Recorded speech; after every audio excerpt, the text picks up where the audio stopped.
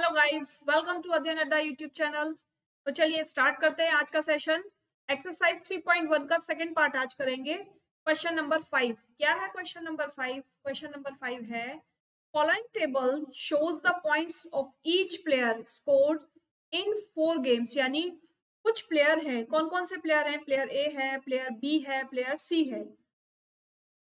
अब क्या किया इन लोगों ने? 4 गेम खेले हैं। तो भाई प्लेयर ए ने देखो कितने गेम खेले, 1 में भी उसको कुछ पॉइंट मिले, 2 में भी कुछ पॉइंट मिले, 3 में भी कुछ पॉइंट मिले और 4 में भी मिले। नेक्स्ट देखिए बी को, बी ने भी 4 गेम्स खेले हैं। ठीक है, बी को फर्स्ट गेम में 0 मिला है और बाकी में कुछ पॉइंट्स उसको मिल गए। अब सी ने क्या किया? सी ने केवल 3 ही गेम खेले, एक गेम तो खेला ही नहीं। यानी यहाँ पर लिखा हुआ है डिड नॉट प्ले, इसका मतलब उसने कितने टोटल गेम खेले हैं? उसने टोटल गेम 3 खेले हैं। ठीक है, आप समझना इस बात को कि मैं आपको स्पेशली ये क्यों बता रही हूँ कि उसने 3 ही गेम्स खेले हैं, उसने एक गेम खेला ही नहीं है, बाकी दोनों ने 4 गेम्स खेले हैं। अब होते हैं हमारे क्वेश्चन स्टार्ट। यहाँ से देखिए, now answer the following questions. First क्या है? Find the mean to determine as average number of points scored per game. यानी ए का क्या निकालना है हमको? ए का मीन निकालना है, मीन ऑफ ए। क्या निकालना है? कि जितने उसने गेम खेले हैं उसका एवरेज बता दो। तो कितने गेम खेले हैं? देखो हर गेम में उसको कुछ ना कुछ मार्क मिले हैं, टोटल गेम 4 थे। ठीक है, तो हम क्या लिखेंगे यहाँ पर? पहले फॉर्मूला। अब मेरे पास स्पेस नहीं है, लेकिन आप लोग क्या करोगे? आप लोग पहले फॉर्मूला लिखोगे।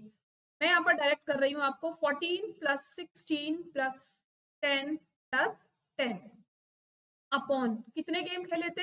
4। तो हमने क्या किया? 4 से उसको डिवाइड कर दिया। अब क्या करेंगे? अब इन सबको काउंट कर लीजिए। काउंट करने के बाद जो इसका आंसर आएगा वो 50 आ जाएगा। ठीक है, 10 20 30 40 और 4 और 6 50 और 4 से इसको डिवाइड कर दीजिए। कैसे डिवाइड करेंगे? सिंपल मेथड जो हमारा है, 4 1 जा 4। ठीक है, कितना बचा? 1, 0 उतारा, 4 2 जा 8 और पॉइंट लगाया, 0 बढ़ाया और 4 5 जा 20। तो क्या आ गया आंसर हमारा? 12.5 पॉइंट्स। किसने स्कोर किए? ए ने स्कोर किए। ठीक है, अब नेक्स्ट क्वेश्चन क्या पूछा है? To find the mean number of points per game for C. अब सी के लिए डायरेक्ट पूछ लिया। Would you divide the total points by 3 और बाय 4? आप बताइए, जो टोटल नंबर है यानी जो हमारा फॉर्मूला है मीन निकालने का, उसमें आप नंबर ऑफ पॉइंट्स को 3 से डिवाइड करोगे या 4 से डिवाइड करोगे? अभी अभी हमने बताया, क्या बताया? कि इसने एक गेम खेला ही नहीं है। तो जब खेला ही नहीं है तो काउंट नहीं होगा। अगर खेला होता और 0 मार्क्स मिलते उसको तो उसको काउंट करते, लेकिन जब खेला ही नहीं तो टोटल नंबर ऑफ गेम्स कितने हो गए उसके? 3 हो गए। ठीक है, तो लिखेंगे we will divide total points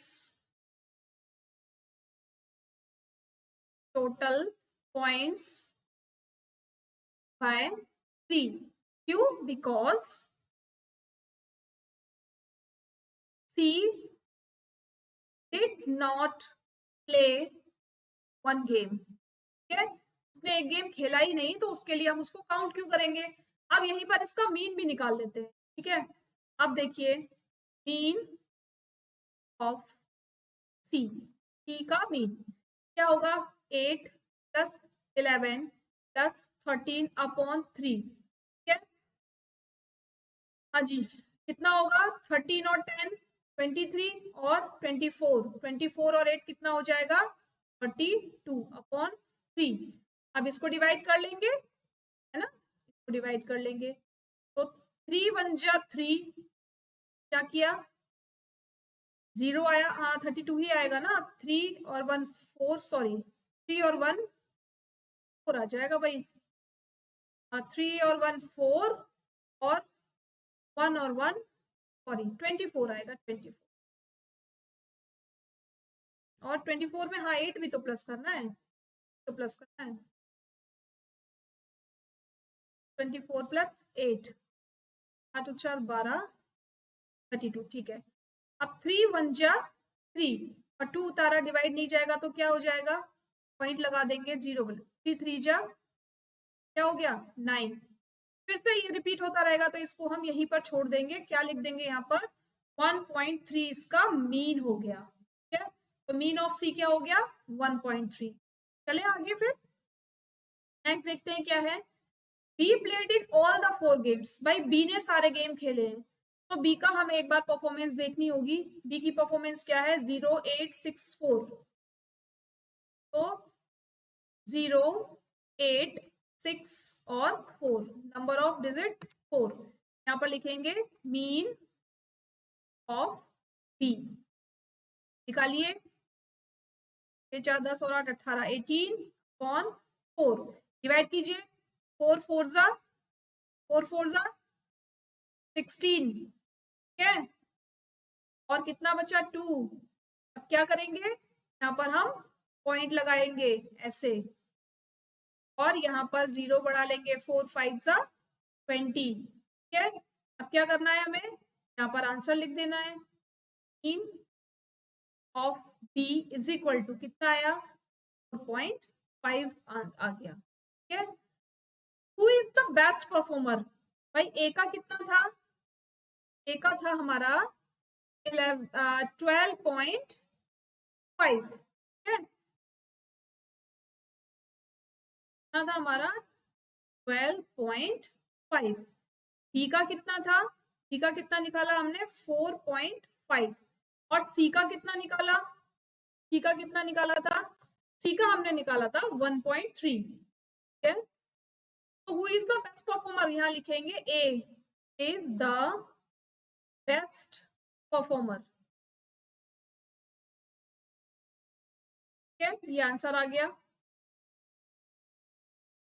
भाई जिसके मार्क्स ज्यादा आएंगे वही तो बेस्ट परफॉर्मर होगा, तो इसके पॉइंट्स ज्यादा हैं तो ए हमारा बेस्ट परफॉर्मर होगा। नेक्स्ट क्वेश्चन क्या है,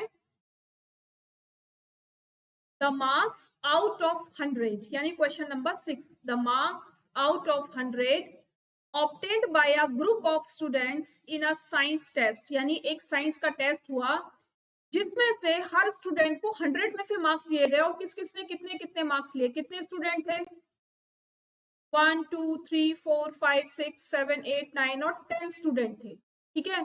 तो किसी को 85 मिला, किसी को 86 मिला, किसी को 90, तो सबको मार्क्स मिल गए। क्या लिखना है, highest and the lowest marks obtained by the student, तो लिखेंगे हाईएस्ट मार्क्स कितने हैं, कितने भाई हाईएस्ट मार्क्स देखते हैं, यहाँ पर दिखाई दे रहा है हाईएस्ट मार्क्स है 95, ठीक है। लोएस्ट कितना है,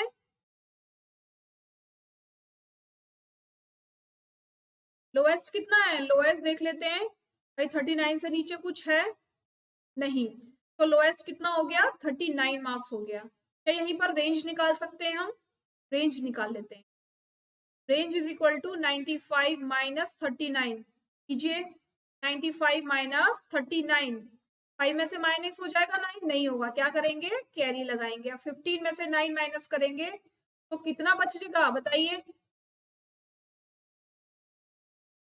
जल्दी से बताइए कितना बचेगा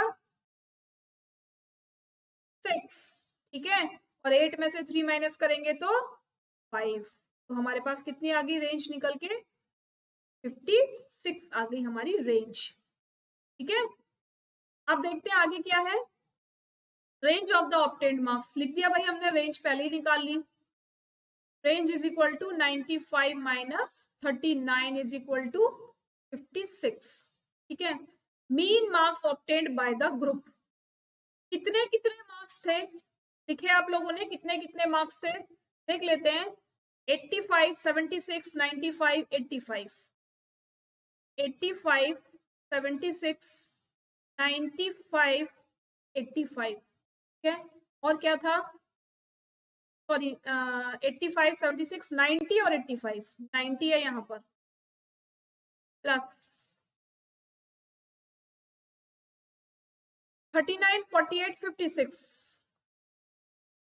39 48 56, ठीक है। आगे देख लेते हैं 95 81 75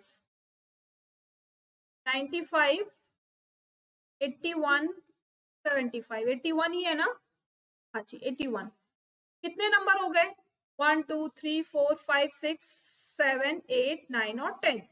ये 10 नंबर हो गए। क्या करेंगे? 10 से इसको डिवाइड करेंगे। आंसर मैं यहाँ लिख रही हूँ, बताइए जल्दी से प्लस कीजिए, क्या आंसर आएगा इसका? फटाफट से प्लस कीजिए। इसका जो आंसर आएगा 730/10 आएगा। इन सबको जब प्लस कर लेंगे तो क्या आंसर आएगा? 730। 0 से 0 कट हो जाएगा, आंसर क्या आ गया? मीन निकल कर आ गया। लिखेंगे मीन इज इक्वल टू, ठीक है, 730 आ गया आंसर। ठीक है, ऐसे ही निकाल लेंगे। प्लस को ध्यान से करना क्योंकि छोटी छोटी डिजिट्स के प्लस करने में मिस्टेक हो जाती है ना? तो आप लोगों को क्या करना है? प्लस को बहुत ध्यान से करना है, आराम आराम से।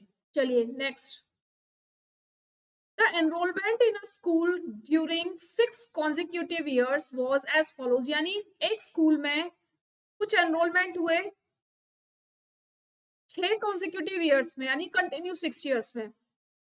तो ये कितने हैं? कितने हो गए ये? 1 2 3 4 5 6। हाँ जी 6 है। अब क्या करना है? बस मीन निकालना है। तो लिखेंगे mean is equal to sum of all observations divided by number of observations।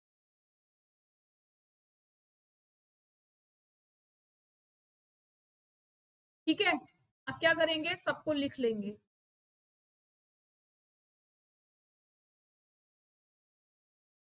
जल्दी जल्दी लिखते जाइए मेरे साथ। प्लस आप लोगों को ये एक ही लाइन में लिखना है, वो मेरे बैक में चला जाएगा इसलिए आपको फिर दिखाई नहीं देगा, तो मुझे दूसरी लाइन यूज करनी पड़ती है, अदरवाइज इसको लिखना एक ही लाइन में है। ठीक है, सबको एक लाइन में लिखकर क्या करेंगे? प्लस करेंगे। कितने हैं? 1 2 3 4 5 6। 1 2 3 4 5 6। मैंने कैसे ज्यादा लिख दिया भाई? 1 5 5 6 7 0 1 7 5 3 2013। अच्छा 2013 हमने 2 बार लिख दिया।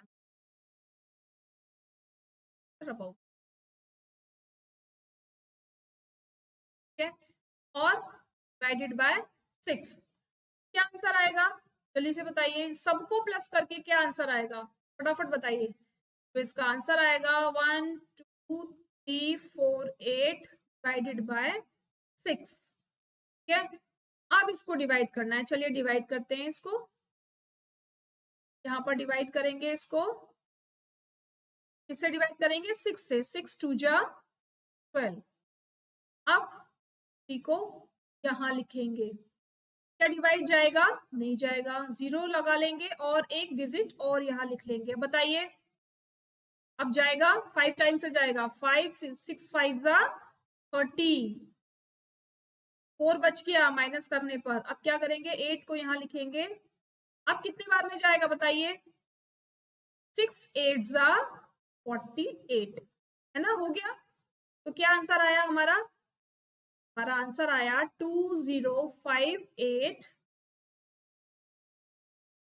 डिवाइड करने के बाद। तो लिखेंगे the mean enrolment of the school for this period is 2058। क्या लिख दूं?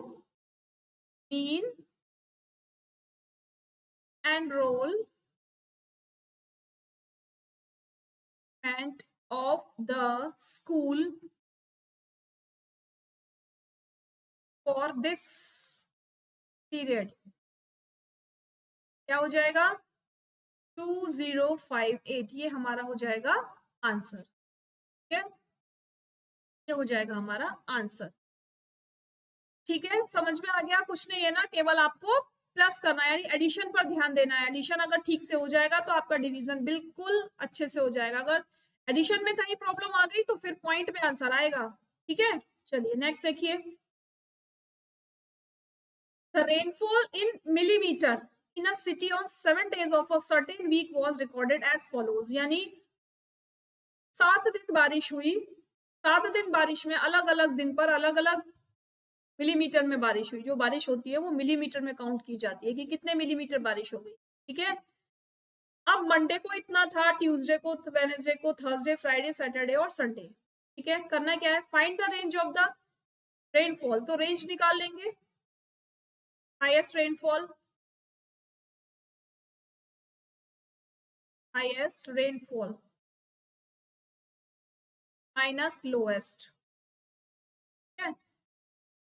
हाईएस्ट क्या है भाई, देखिए 20.5 और लोएस्ट क्या है, ये लोएस्ट है और ये हाईएस्ट है, ठीक है 0.0, तो आंसर क्या आ जाएगा हमारा 20.5 ही आंसर रहेगा, ये हमारी रेंज निकली, ठीक है। एक क्वेश्चन का आंसर तो हमें मिल गया, यानी एक पार्ट तो हमारा कंप्लीट हो गया। अब हमें क्या करना है, हमें नेक्स्ट पार्ट करना है। देखते हैं क्या है नेक्स्ट पार्ट में, find the mean rainfall for the week, यानी पूरे वीक का मीन निकालिए, मीन रेनफॉल, बैक में जाना पड़ेगा, एक बार तो 0 था, प्लस एक बार कितना था 20.5 था, बाकी देखना पड़ेगा हमें। एक बार है 12.2, 2.1, 12.2 प्लस 2.1 प्लस फिर से 0 0, ठीक है,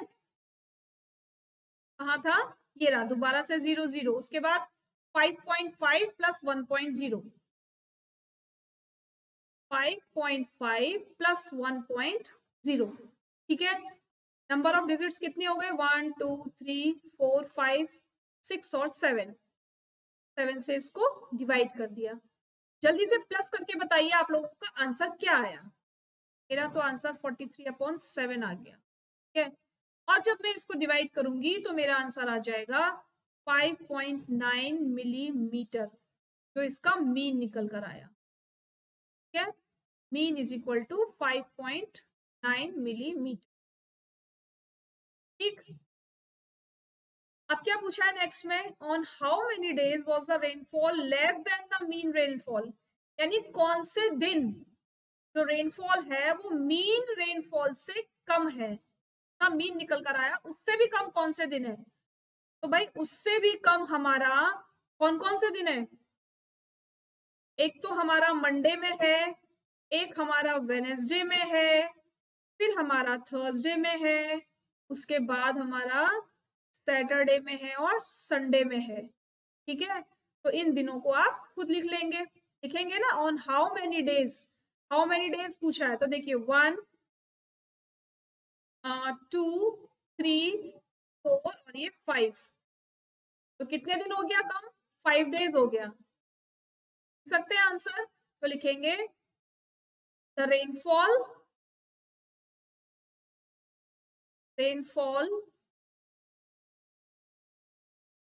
less than the mean is 5 days, ठीक है, यानी मीन से भी कम कितने दिन है, 5 दिन रेनफॉल है। कंप्लीट क्वेश्चन, ठीक है, चले आगे। Question number 9, the heights of 10 girls were measured in centimeter and the result are as follows, यानी 10 लड़कियों की हाइट को मेजर किया गया और रिजल्ट हमारे सामने है। क्या पूछा है, what is the height of tallest girl, tallest girl की हाइट देखिए, जो सबसे ज्यादा होगी, क्या है सबसे ज्यादा, तो कितनी है यहीं पर लिख देते हैं 151 सेंटीमीटर, ठीक है। अब what is the height of shortest girl, shortest girl की हाइट कितनी है, 135 150 39 28, हमें अभी सबसे कम दिखाई दे रहा है, हो गया 128 सेंटीमीटर, ठीक है। अब हमें फिर से बैक में आगे जाना पड़ेगा, तो फिर बैक में आना पड़ेगा, आप लोग इनको नंबर्स को लिख लीजिए कहीं पर, जिससे हमें बैक में ना जाना पड़े, लेकिन मुझे तो जाना पड़ेगा। What is the range of the data, भाई सबसे हाइट सबसे ज्यादा कितनी थी 151, लोएस्ट क्या थी 128, 151 माइनस 128, यहाँ पर लिखेंगे रेंज, कीजिए माइनस 151 और 1 2 8, क्या 1 में से 8 माइनस होगा, नहीं होगा, 11 में से 8 माइनस करेंगे तो 3, 4 में से 2 गया तो 2, यानी रेंज कितनी निकल कर आ गई 23, ठीक है। Next, what is the mean height of the girls, girls की मीन हाइट बताइए, क्या करना है, सबको प्लस कर लेना है, जितनी भी डिजिट्स दे रखी है, डिजिट काउंट कर लेते हैं एक बार, 135 150 139, 135, 130, 150, 139, okay, 128, 151, 132, 128, 132 और एक कौन सी रह गई, 151, 1 प्लस अभी है आगे 146, 149, 143, 146, 149 और 143 और डिवाइडेड बाय कितने गर्ल्स थी, नंबर ऑफ गर्ल्स थी 10। अब आप लोगों का आंसर आया, इसको प्लस कर कर क्या आंसर आया, आंसर आएगा 1414 डिवाइडेड बाय 10 और उसके बाद क्या करेंगे, जीरो हटाएंगे, पॉइंट लगाएंगे, तो 141.4 ये हमारा मीन निकल कर आ गया। क्या निकल कर आ गया, mean of height.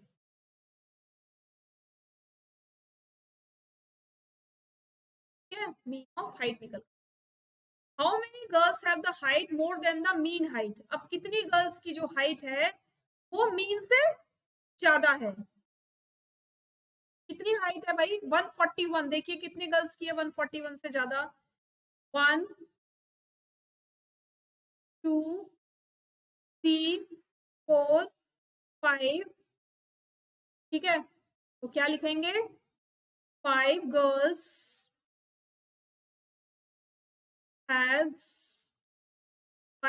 have height more than the mean height, ठीक है, कंप्लीट हो गया, समझ में भी आ गया, मीन फॉर्मूला रट लीजिए बहुत अच्छे से, आगे तक काम आएगा, ठीक है ना। तो आज का ये टॉपिक और आज की ये एक्सरसाइज यानी एक्सरसाइज 3.1 अब कंप्लीट हो गई। न्यू सेशन में हम लोग 3.2 स्टार्ट करेंगे, तो आप लोग इसकी प्रैक्टिस कर लीजिए जिससे आप लोगों को मीन समझने में प्रॉब्लम ना हो और इसके बाद जो आप लोगों को करने के लिए आए उसमें आप कंफ्यूज ना हो, ठीक है। चलिए, तो अगली सेशन में फिर से मिलेंगे, तब तक के लिए गुड नाइट।